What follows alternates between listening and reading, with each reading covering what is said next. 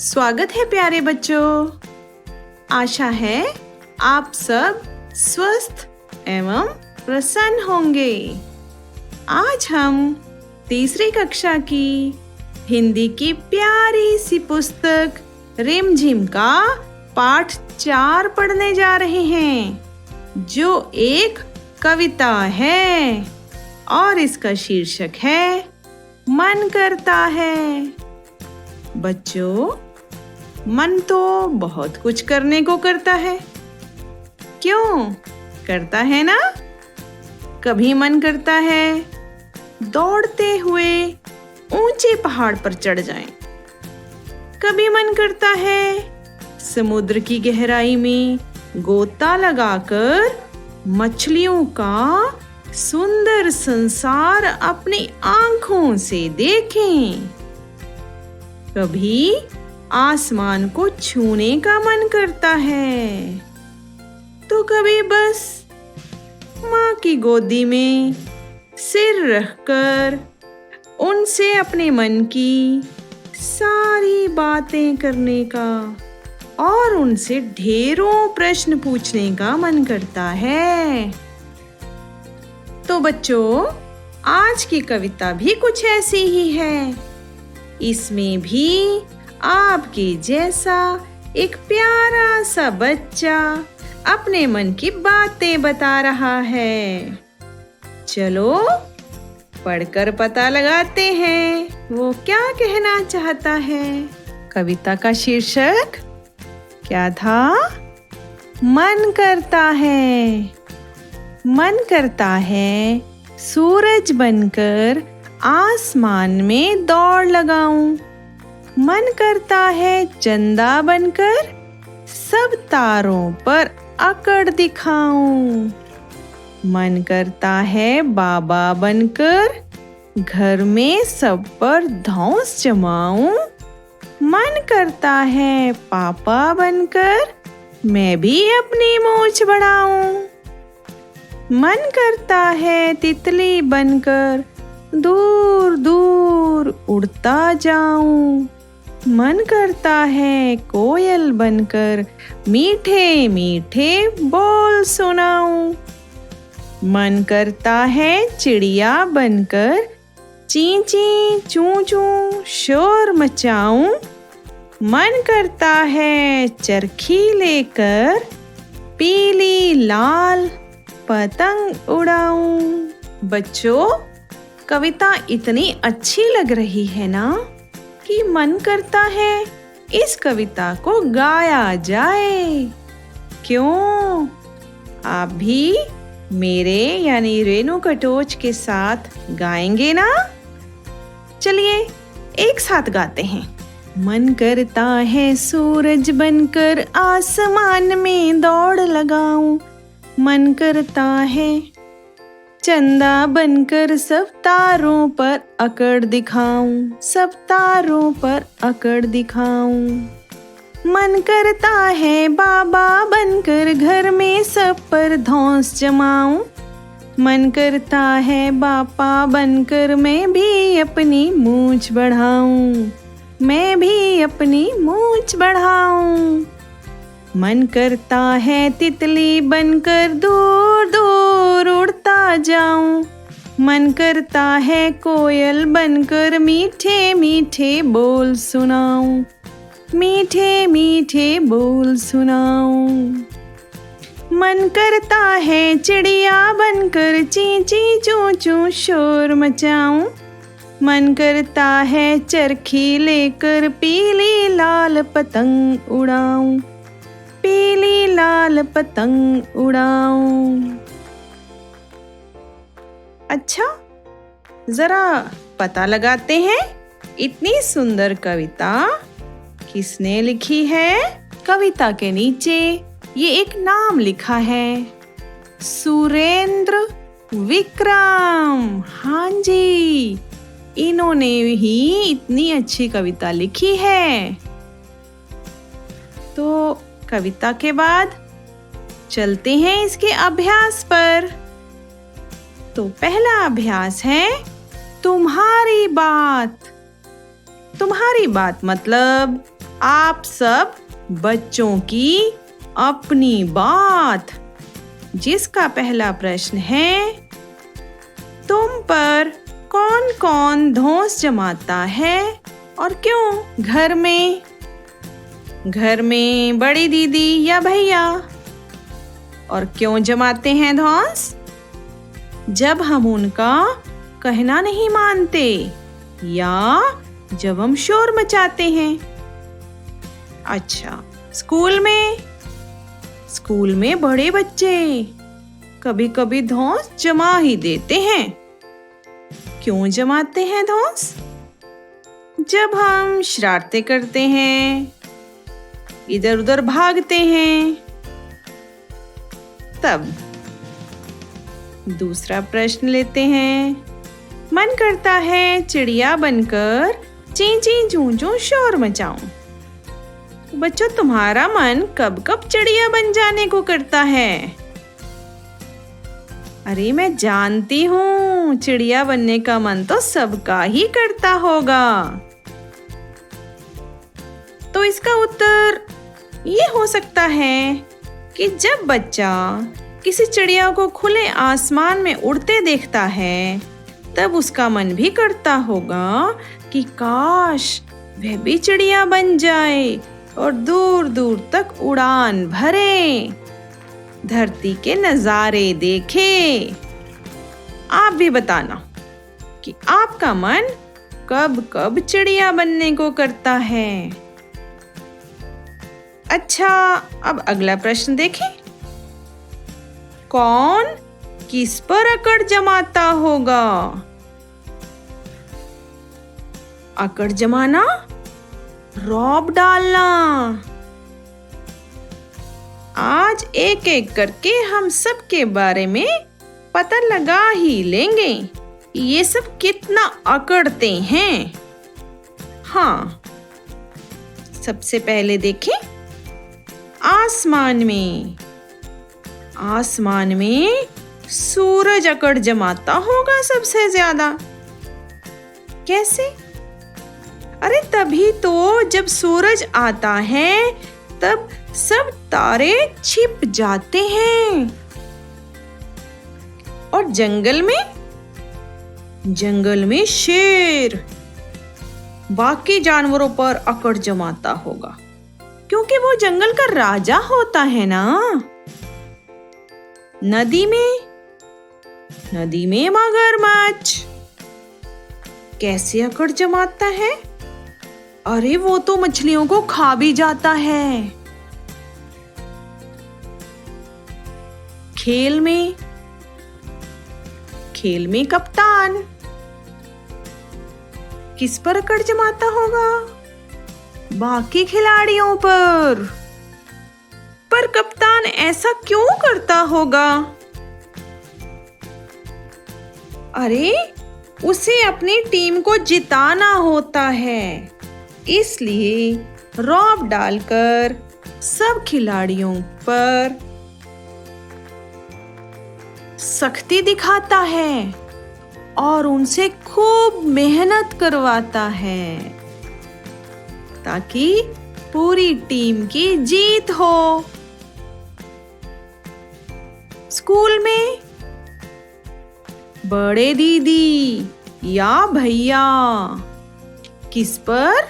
बच्चों पर अकड़ जमाते हैं, छोटे बच्चों पर। क्यों? क्योंकि जब छोटे बच्चे इधर उधर भागते हैं, शोर मचाते हैं, सीधी लाइन में नहीं चलते, तब जमाते होंगे उन पर रौब। रंगों में काला रंग कैसे? अरे काला रंग जब बाकी रंगों के ऊपर चलता है ना, तो सबके सब रंग दिखना ही बंद हो जाते हैं। कैसा लगा ये अभ्यास? मजेदार था ना? अब अगला अभ्यास करते हैं। मूंछ। आपने तरह तरह की मूंछें देखी होंगी। आपको पता है मूंछों के भी नाम रखे होते हैं। यहाँ आपके लिए कुछ मूंछें दिखाई जा रही हैं। कुछ के नाम भी बताए जाएंगे। कुछ मूंछें आप भी बनाना और उन्हें उनके आकार के अनुसार नाम भी दीजिएगा, जैसे रौबदार मूंछें, घुमावदार मूंछें, गोल मूंछें, पतली मूंछें आदि। और भी बहुत से नाम दिए जा सकते हैं। आप अपने मन से नए नए नाम देना और उनके चित्र भी बनाना। बहुत मजा आएगा। अगला अभ्यास है सोचो और बताओ। ये तो बड़ा ही मजेदार सा अभ्यास है। चलिए अनुमान लगाते हैं कि सूरज आसमान में दौड़ क्यों लगाता होगा। पहला, सूरज रोशनी फैलाने के लिए और सबको बराबर धूप मिले, यही सोचकर आसमान में दौड़ लगाता होगा। अगला प्रश्न देखिए, चिड़िया शोर क्यों मचाती होंगी? क्यों मचाती होंगी शोर? शायद वे भी अपने घोंसलों से बाहर खेलने आई होंगी, इसलिए खेलते खेलते बहुत शोर मचाती होंगी। आप भी अपने मन से सोचकर बताना, चिड़िया क्यों शोर मचाती होंगी। तीसरा, चंदा तारों पर क्यों अकड़ता होगा? मुझे तो लगता है कि धरती से देखने पर चांद आकार में बहुत बड़ा और तारे बहुत छोटे दिखाई देते हैं। चांद की चमक भी तारों से ज्यादा दिखाई देती है, इसीलिए चांद अकड़ता होगा। आप भी पता करना क्यों अकड़ता होगा चांद। अब आखिरी प्रश्न पढ़े। दादा घर में कैसे धौंस जमाते होंगे? दादाजी घर में सबसे बड़े होते हैं। जब बच्चे शरारतें करते हैं या समय पर पढ़ाई नहीं करते, तब वे अपनी लाठी उठाकर या डांट टपट कर धौंस जमाते हैं। पर दादाजी केवल धौंस ही नहीं जमाते, वे बच्चों से बहुत सारे प्रश्न और पहेलियां भी पूछते रहते हैं। जैसे पाठ के अंत में भी एक पहेली दी गई है ना, देखो देखो ध्यान से। कागज का घोड़ा धागे की लगाम, छोड़ दो धागा तो करे सलाम। इसका उत्तर तो मुझे लगता है सबको पता होगा। हाँ, पतंग। अच्छा, इसका उत्तर बताओ तब मानो। 3 पैर की तितली नहा धोकर निकली, आलू इसके पेट में, चटनी के संग प्लेट में। बताओ बताओ। अरे इतनी जल्दी पता लगा लिया। हाँ, समोसा। अच्छा, अब वाली बताओ तो मानो। ऐसी कौन सी चीज है जो जब खेत में होती है तब हरी होती है, जब बाजार में बिकती है तब काली, और जब घर में इसे बनाते हैं तो लाल या भूरी रंग की हो जाती है? अब बताओ तुम मानो। चलिए सोच कर रखिएगा और दादाजी से पूछिएगा। अब एक आखिरी पहेली। पंछी देखा एक अलबेला, पंख बिना उड़ रहा अकेला, बांध गले में लंबी डोर, नाप रहा अंबर का छोर। दोबारा बोलो। पंछी देखा एक अलबेला, पंख बिना उड़ रहा अकेला, बांध गले में लंबी डोर, नाप रहा अंबर का छोर। इसका तो उत्तर झट से पता चल गया होगा। तो फिर आगे बढ़ें। क्या और पहेलियां? चलो अब वाली पहेली आखिरी। 7 रंग की एक बड़ी चटाई, बारिश में नभ में देती दिखाई। दोबारा। 7 रंग की एक बड़ी चटाई, बारिश में नभ में देती दिखाई। हाँ जी, उत्तर पता करके रखना, अपने मित्रों से भी पूछना।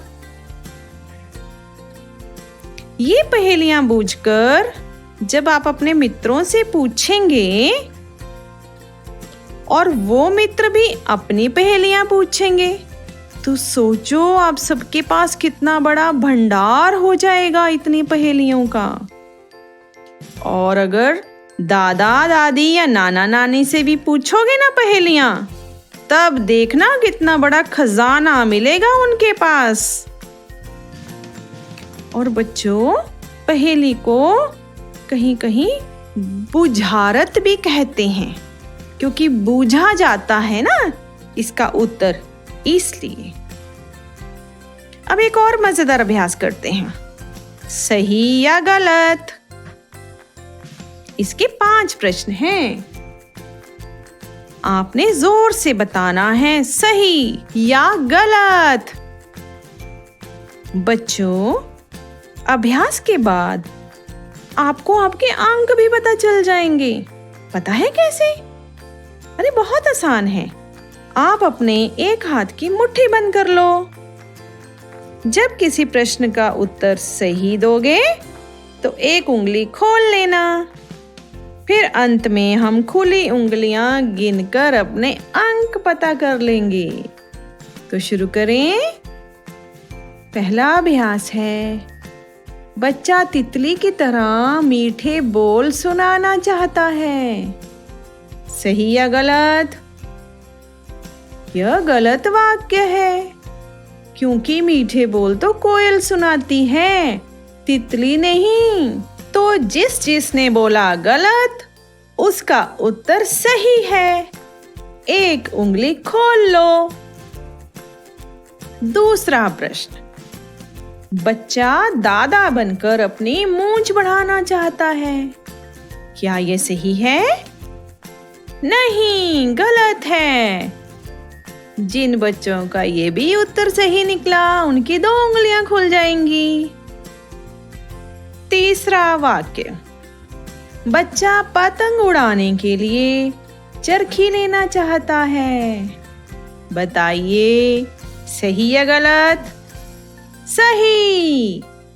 बच्चों, चरखी का प्रयोग पतंग की डोर को लपेटने के लिए किया जाता है। चौथा वाक्य, कविता में बताया गया है कि बाबा घर में सब पर धौंस जमाते हैं। सही या गलत? हाँ, बिल्कुल सही। बाबा या दादाजी धौंस जमाते हैं, मतलब रौब जमाते हैं, गुस्सा दिखाते हैं। अंतिम वाक्य, बच्चा सूरज बनकर आसमान में दौड़ लगाना चाहता है। सही या गलत? हाँ, सही है। अच्छा चलो, अब गिनो मुट्ठी की कितनी उंगलियां खुली। जितनी भी उंगलियां खुली हैं, उतने उत्तर आपके सही थे। बच्चों, आसमान को आकाश, नभ और गगन भी कहते हैं, और सूरज को सूर्य, रवि, दिनकर भी कह सकते हैं, और चांद को चंदा, चंद्रमा, शशि, यह सब भी कहते हैं। देखा, एक ही चीज के कितने नाम हो सकते हैं। आप भी पता करना और अपनी हिंदी की प्यारी सी पुस्तिका में लिखना। तो बच्चों, कैसी लगी ये कविता? अच्छी लगी ना? अब विदा लेने का समय आ गया है। मिलते हैं नई वीडियो में एक नए पाठ के साथ। अपना ध्यान रखना।